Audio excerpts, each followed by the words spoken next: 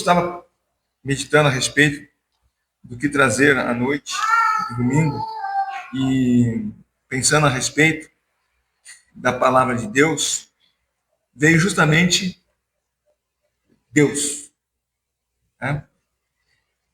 E nós vemos, como foi já lido essa noite, Gênesis 1:1, no princípio Deus criou os céus e a terra.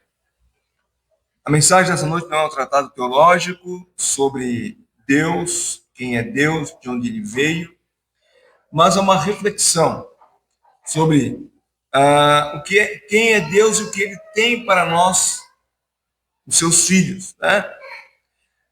É interessante que quando você começa a ler a Bíblia, e talvez aquele que nunca leu a Bíblia, eu lembro de um rapaz que estudou comigo em São Paulo, ele ganhou uma Bíblia e ele olhou e era uma Bíblia tradicional, essas mais comum, sem anotação, e ele, quando ele olhou a quantidade de páginas, né, ele falou assim: eu não vou conseguir ler isso nunca. Lê, se você pegar um pouco por dia, você consegue. Mas imagine uma pessoa que nunca leu a Bíblia, uma pessoa que eu creio que é impossível isso acontecer, mas imagine uma pessoa que lê, no princípio Deus criou, e a primeira pergunta é: quem é Deus? E a Bíblia nos chama a atenção pelo fato de que a revelação divina, ela não se preocupa em trazer uma explicação filosófica de quem é Deus, né? Ou quem criou Deus, quem ele é, de onde ele veio. Não tenta, né? A palavra de Deus não tenta nos convencer de que ele existe. Então a Bíblia não começa assim: olha, Deus é um ser supremo que existe assim, assado, e começa a trazer explicações, alguns argumentos. Não, Deus não se preocupa com isso. Ele não tem o propósito de discutir cientificamente, nem filosoficamente, a origem de Deus. A Bíblia apenas nos informa que no princípio criou Deus. E que princípio é este? Eu lembro quando eu era criança, também perguntava para minha mãe: de onde veio Deus? Ah, Deus é eterno. Tá, mas antes dele, né? Antes do antes do antes do antes. Eu lembro que eu fazia essa pergunta: mas antes de Deus, do antes do antes? Não tem antes. Lá no Salmo 33, versículos 6 e 9, nós vamos ler bastante texto essa noite, tá? O meu estudo, a mensagem da noite, ela me deu um frente e verso de anotação, mas tem bastantes versículos. Lá no Salmo 33, versículos 6 e 9, nós lemos: os céus por sua palavra se fizeram, e pelo sopro de sua boca o exército deles. Ele ajunta em montão as águas do mar, e em reservatório encerra os abismos.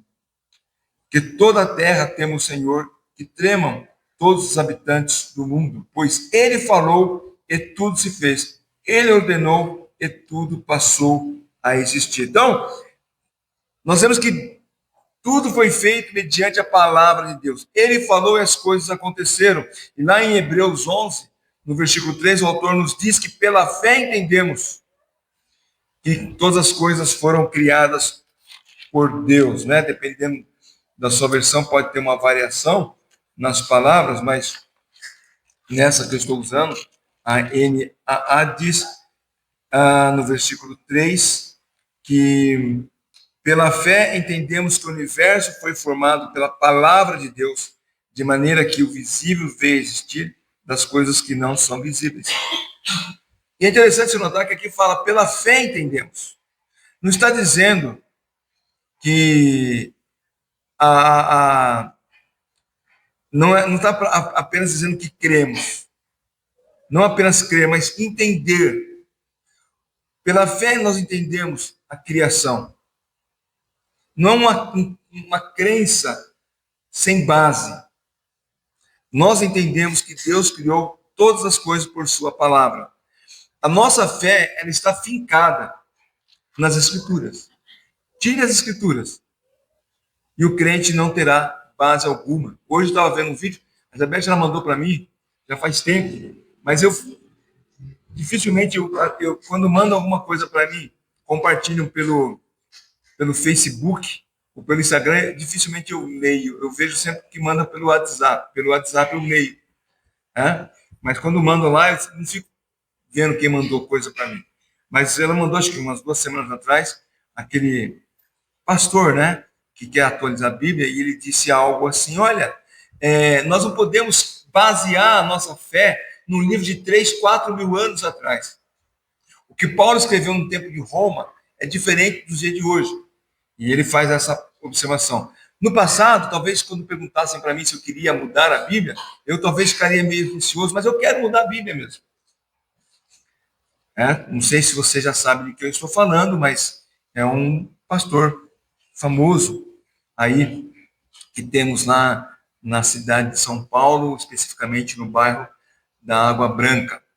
Mas a nossa fé está fincada nas Escrituras e nós não, não baseamos ela em teorias, nós não entramos em parafuso com teorias científicas ou filosóficas sobre o começo de todas as coisas. Isso não significa que somos anti-ciência. Tá?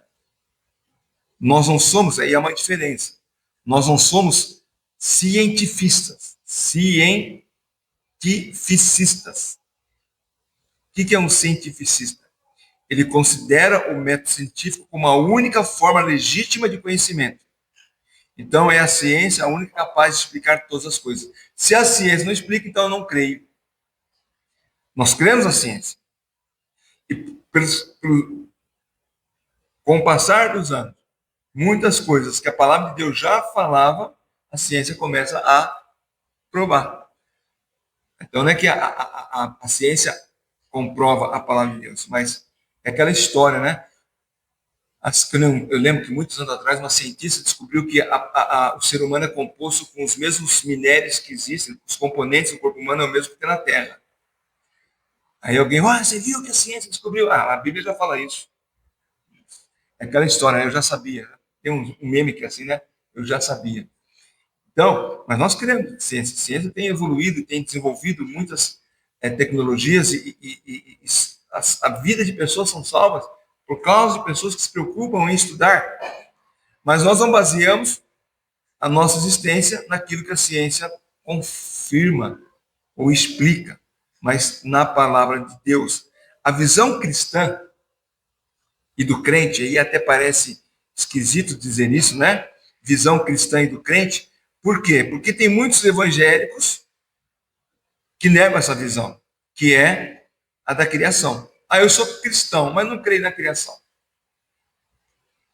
Não creio nos primeiros 6 livros, nos primeiros 6 capítulos do livro de Gênesis.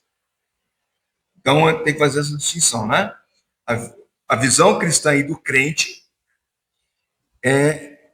nós entendemos com base na revelação da Bíblia, de forma literal, que Deus criou todas as coisas.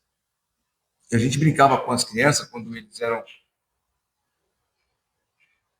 tamanho do Gael, mais ou menos, da Duda aí, do Theo, e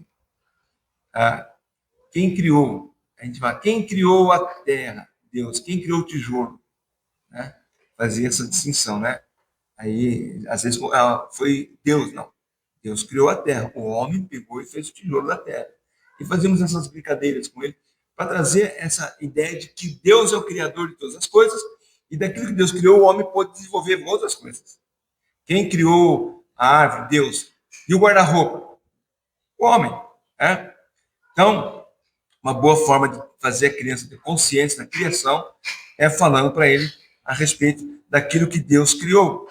A nossa mente humana ela é finita e não temos noção sobre a eternidade. Sabemos que Deus é eterno. E muitas vezes vamos dizer que a eternidade é algo que não tem começo nem fim. Porém, Deus não está preso no tempo e nem no espaço. Deus é atemporal. Sempre existiu. Lá em Isaías 43, versículo 13, o profeta Isaías, ele diz assim: ainda antes que houvesse o dia, eu sou, e não há quem possa livrar alguém das minhas mãos. Agindo eu, quem o impedirá? É aqui tinha um cântico que nos cantava na mocidade: agindo eu, quem impedirá? Deus fala: antes que houvesse dia, eu sou. Essa expressão eu sou, ela é muito importante. Quando Moisés, quando Deus chamou Moisés para ir até o Egito, falar com o Faraó, para que o povo de Israel saísse do Egito, e Moisés tentando de todas as formas, né? Ele só não falou assim, me tire fora dessa, né? Mas ele ali tentou de todas as maneiras uma forma de argumentar com Deus. Aí chegou uma hora que Moisés fala para Deus: tá, eu vou chegar lá, e aí, quando perguntarem para mim, no versículo 13, né? Moisés diz a Deus: eis que quando eu for falar com os filhos de Israel, ele disser: o Deus dos seus pais me enviou a vocês, eles vão perguntar qual é o nome dele. E eu vou dizer o quê? Então, Deus disse a Moisés: eu sou o que sou. Diga assim aos filhos de Israel: eu sou, me enviou a vocês. Essa resposta, eu sou, ela nos leva ao Senhor Jesus falando com os judeus em João 8. E ali, o capítulo 8 de João é praticamente um debate, né? Do Senhor Jesus com os judeus a respeito dele, quem é Jesus, a autoridade dele, eles questionando o Senhor Jesus Cristo, a sua autoridade.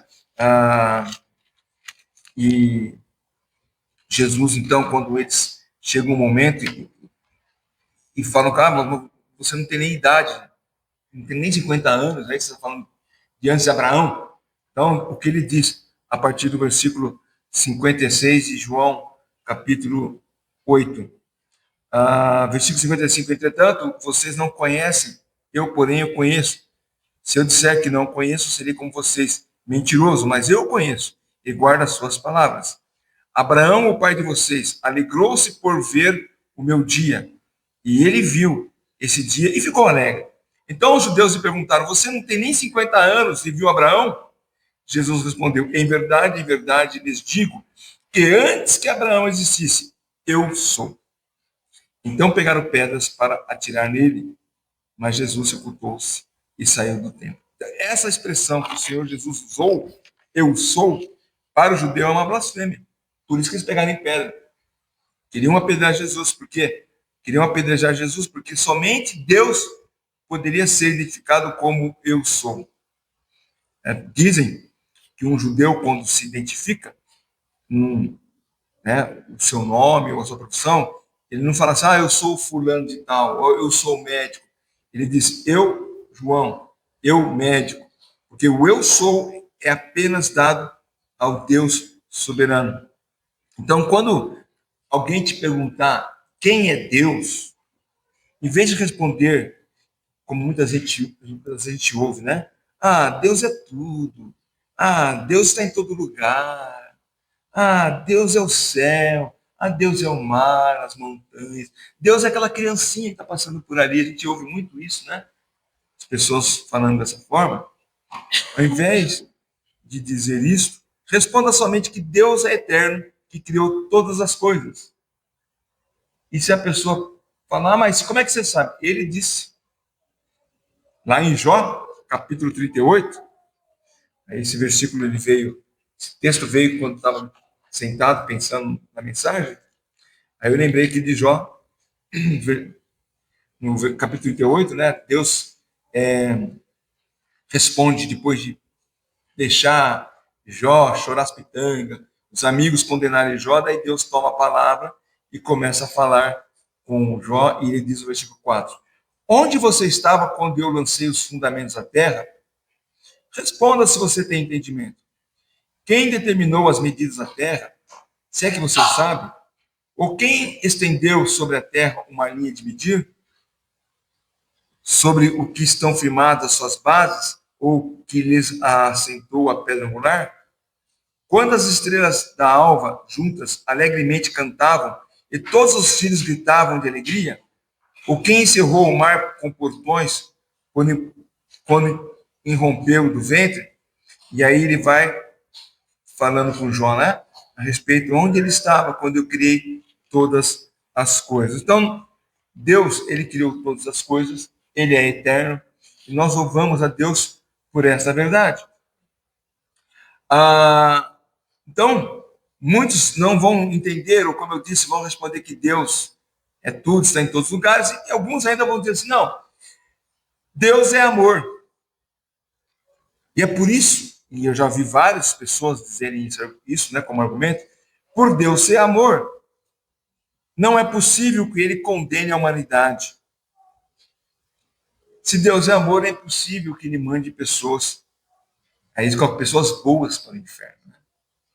Como é que pode um Deus que se diz amor mandar pessoas boas para o inferno? Aí se pergunta, quem é bom?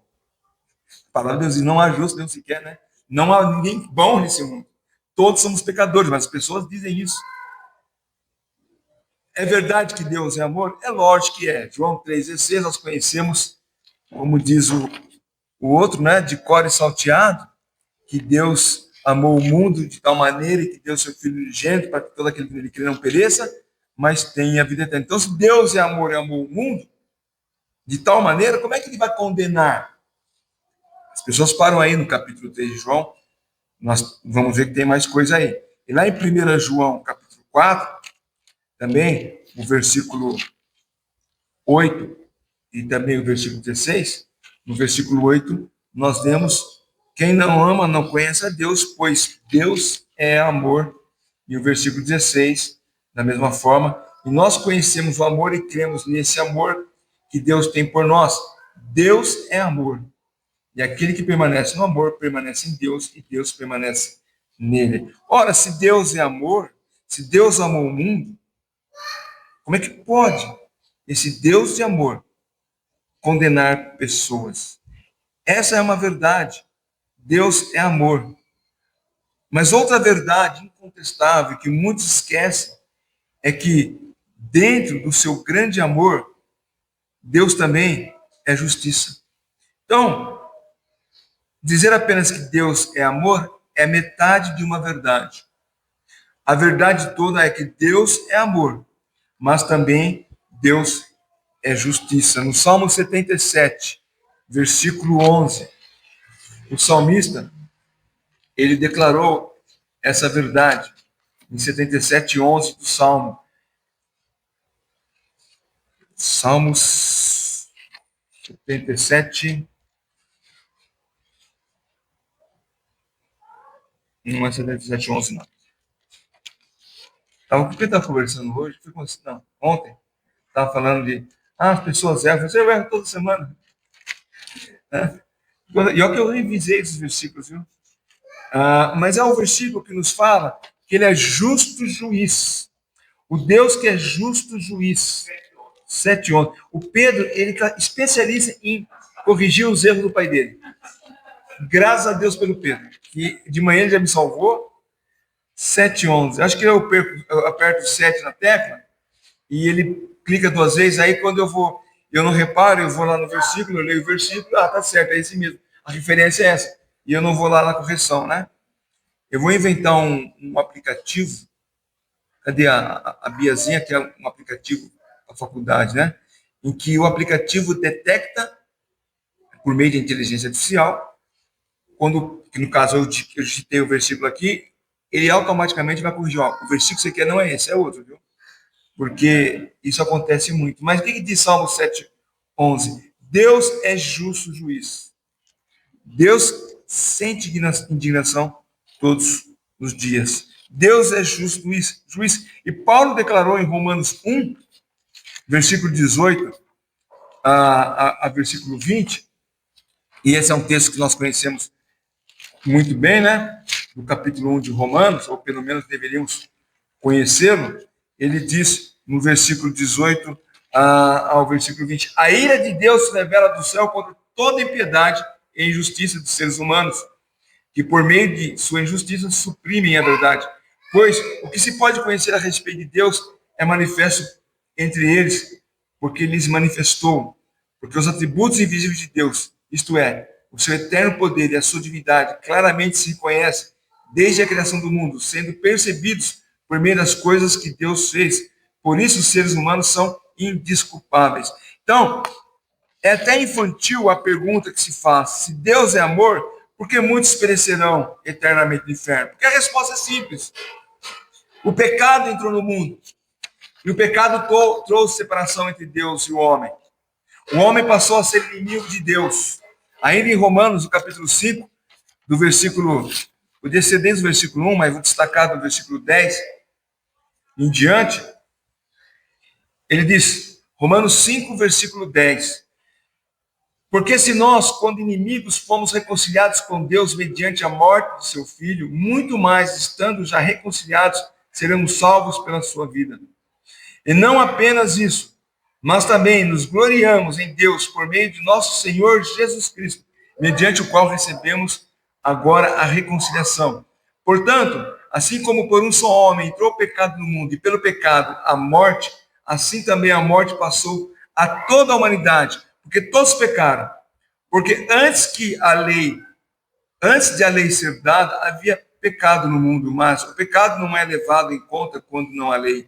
No entanto, a morte reinou desde Adão até Moisés, mesmo sobre aqueles que não pecaram à semelhança da transgressão de Adão, o qual prefigurava aquele que havia de vir.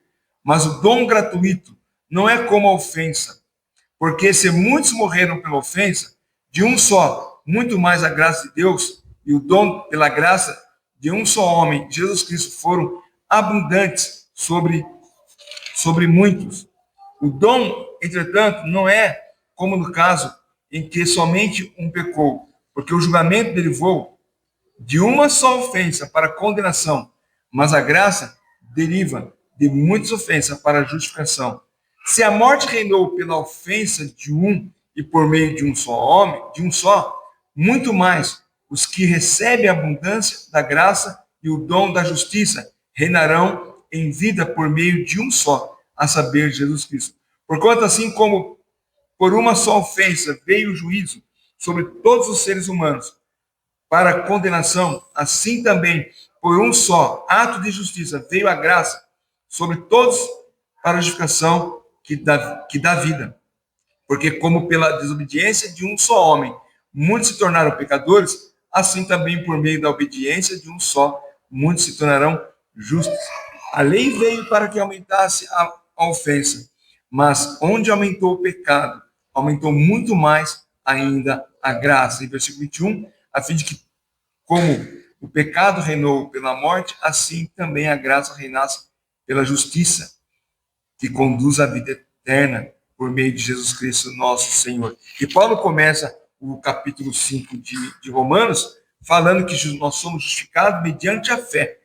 Por ela temos paz com Deus. Então, o pecado trouxe condenação ao homem. Por meio de um homem veio o pecado. Quando eu trabalhava no antigo Banco Econômico, um colega meu, chamado Ronaldo Neri, carioca, um dia nós estávamos conversando e falou assim, Deus não é justo porque que culpa tenho eu do outro lá ter pecado? Ele falou, ter comido a maçã, ele falou, né? Eu falei, tá bom, vamos tirar o pecado de Adão. Você nunca pecou? Então, só se teu ar já denuncia. Se é pecador, eu sou pecador, nós vamos para o inferno. Se você não aceitar o Senhor Jesus Cristo, né? Nós vamos não, né? Você vai para o inferno se você não aceitar. E eu iria também se você não aceitasse a oferta do pecado que Cristo realizou na cruz do Calvário. Então é simples. Deus é amor, mas é justiça. E aquele que não recebe, não aceita Cristo como seu Salvador, vai receber a punição dos seus pecados. O resumo é simples, né? O Deus eterno, criador de todas as coisas, criou também o homem. Esse, porém, ao rebelar-se contra Deus, desobedecendo uma única ordem, recebe como punição a morte física e eterna. O pecado não pode coexistir com o que é santo. Por isso, Deus precisou enviar seu Filho Jesus Cristo, a fim de que, por meio de sua morte e ressurreição, pudéssemos ser restaurados à comunhão com Deus. E isso é maravilhoso, porque nenhum ser humano seria capaz de trazer restauração ou comunhão com Deus pelos seus próprios méritos. Em Jesus Cristo, o amor de Deus e a justiça de Deus são revelados.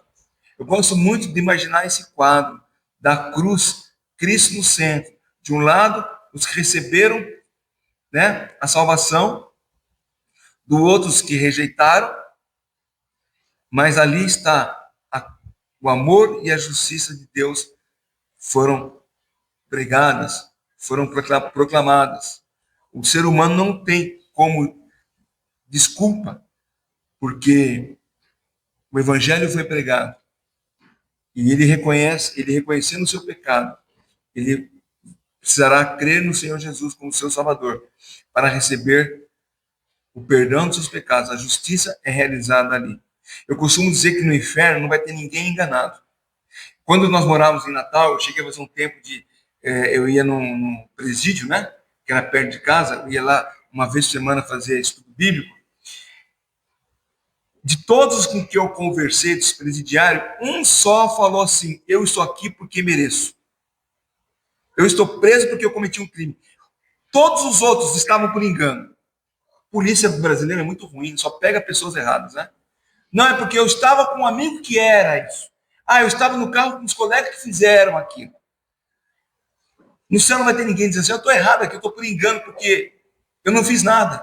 Não, todos vão estar lá conscientes de que estão sendo condenados e serão condenados eternamente por rejeitarem a oferta do Senhor Jesus na cruz do Calvário.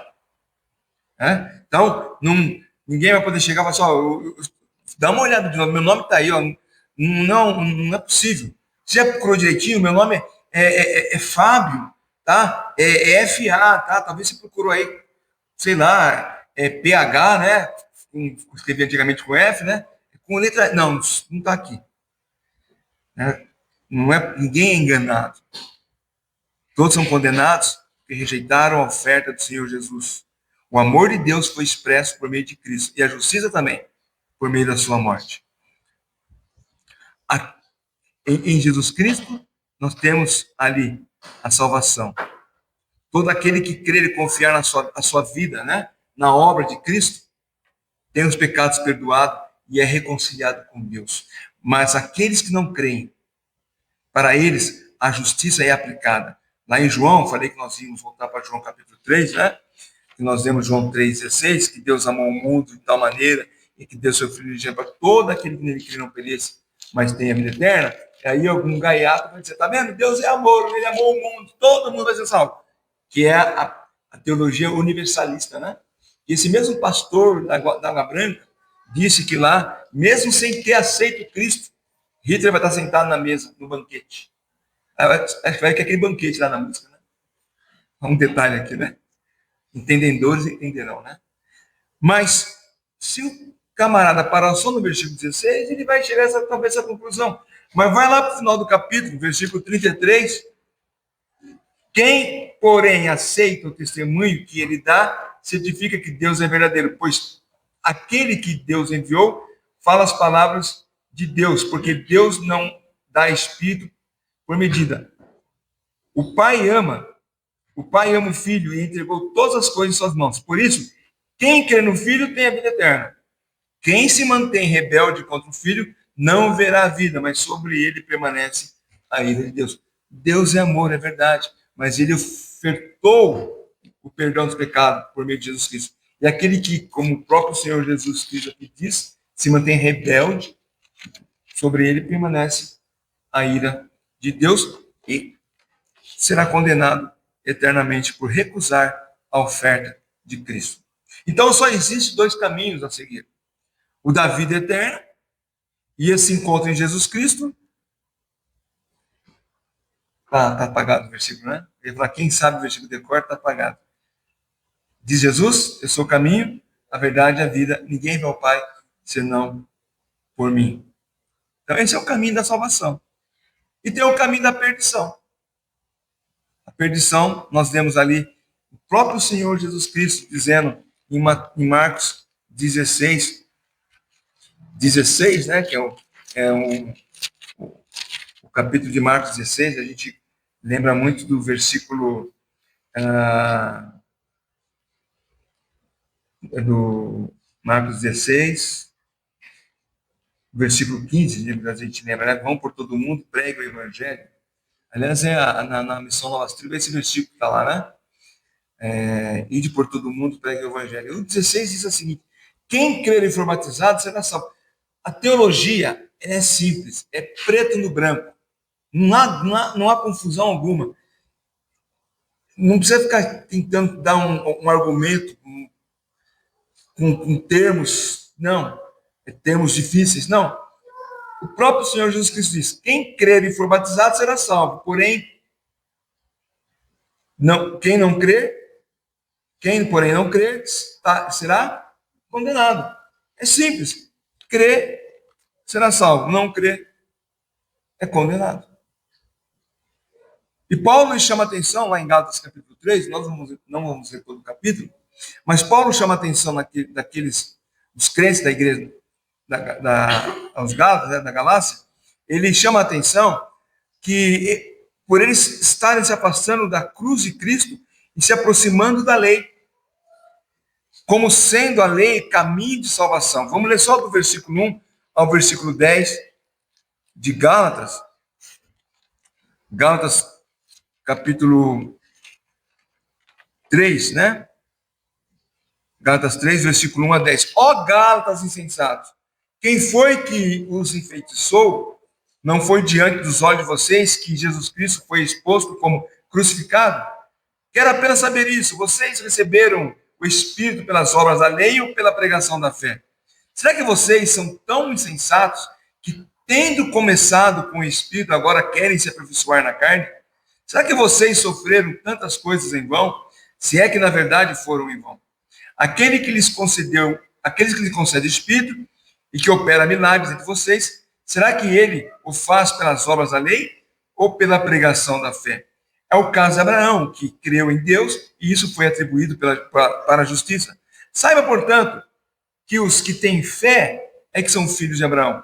Ora, tendo a Escritura previsto que Deus justificaria os gentios pela fé, preanunciou o evangelho a Abraão, dizendo: em você serão benditos ou serão abençoados todos os povos, de modo que os que têm fé são abençoados com o crente Abraão. Pois todos os que são das obras da lei estão debaixo da maldição, porque está escrito: maldito todo aquele que não permanece em todas as coisas escritas no livro da lei para praticá-las. A atenção que Paulo chama dos crentes lá, né, da igreja da Galácia, né, é justamente isso. Vocês estão confiando a salvação na lei, abandonar a fé em Cristo? Ou vocês estão 100% firmados na obra de Cristo? Esses dois lados, né? De um lado, o amor de Deus manifestado para nós por meio de Jesus Cristo, que veio ao mundo morrer pelos nossos pecados, ressuscitando. E conforme lemos, Paulo fala em 1 Coríntios 15, né? Está junto ao Pai, ressuscitou. Então, a certeza, a palavra de Deus nos informa isso, que todo aquele que confiou a vida nele tem a vida eterna. Confia e crê que ele voltará para um dia reunir todos os seus para todo sempre. E nós estaremos com ele eternamente. Esse é o caminho da salvação. Nós vemos lá em Mateus capítulo 24, versículo 30 e 31. Mateus 24, versículos 30 e 31. O Senhor Jesus, ele declara assim: Então aparecerá no céu um sinal do Filho do Homem. Todos os povos da terra se lamentarão e verão o Filho do Homem vindo sobre as nuvens do céu com poder e glória. E ele enviará os seus anjos com grande som de trombeta, os quais reunirão os seus escolhidos dos quatro ventos, de uma a outra extremidade do céu. Haverá o dia em que Cristo retornará, buscará a todos aquele que lhe pertence. E lá, reforçando, né, a promessa que o Senhor Jesus Cristo havia feito em João 14, no versículo 1 a 3, lá em 2 Tessalonicenses, capítulo 2, versículo 1, diz: irmãos, vocês sabem muito bem que a nossa chegada no meio de vocês não foi em vão. Segunda 2, 1. Tem primeira, desculpa.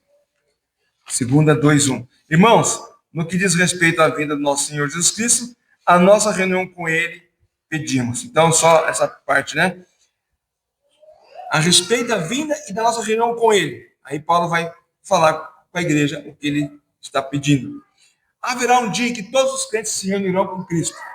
Alguns irmãos estão indo na frente, né?